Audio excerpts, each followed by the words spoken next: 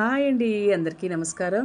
ఈ రోజు పొట్టు పెసల పులకం మరియు చెనక్కాయ పచ్చడి చాలా అంటే చాలా బాగుంది. తప్పకుండా ట్రై చేయండి.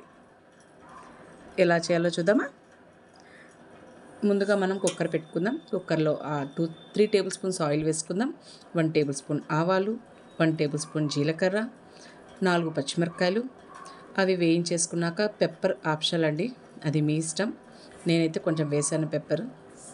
అవి వేగాక ఆనియన్, అలాగే ఆనియన్ కొంచెం మెత్తపడే వరకు చాలండి. తర్వాత అల్లం తురుము వేసుకుందాం. అది వేగితే చాలు. టమోటా వేసుకుందాం. టమోటా మనము స్కిన్ సపరేట్ అయ్యేదాకా వేగితే చాలు. తర్వాత నానబెట్టుకున్న 1/2 కప్పు పొట్టు పెసలు వేసేసుకుందాము. అవి కూడా వేగాక ఒక ఫుల్ కప్పు రైస్ ఒక 1/2 అవర్ ముందే నానబెట్టుకున్నాం. అవి కూడా వేసి బాగా కలియపెట్టేద్దాం.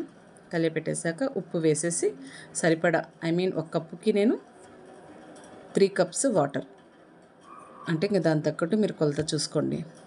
వేసేసి ఉప్పు వేసేసి క్యాప్ పెట్టేసి మీడియం ఫ్లేమ్ 3 విజిల్స్, ఇది గుర్తుపెట్టుకోండి. అప్పుడు పర్ఫెక్ట్గా పులకం వస్తుంది.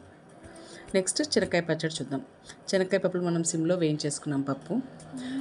తర్వాత ప్యాన్లో ఆయిల్ వేసుకుని ఒట్టిమిరకాయ వేయించేసుకుందాం. అదే ప్యాన్లో ధనియాలు, జీలకర్ర, టమోటా వేయించేసుకుందాం. ఇప్పుడు శనక్కాయ పప్పులు ఒట్టిమిరకాయ వేసి మెత్తగా గ్రైండ్ చేసేసుకొని అది తీసేసి మళ్ళీ టమోటా ధనియాలు, జీలకర్ర వేయించుకున్నాం కదా, దాంట్లోనే 4 తెల్లవాయలు వేసేసి కొట్టేసుకుందామండి. 2 మిక్స్ చేసేద్దాం. ఆనియన్స్ ఇలా పొడుగుగా కట్ చేసుకొని స్లైసెస్గా కలిపేసుకుందాం.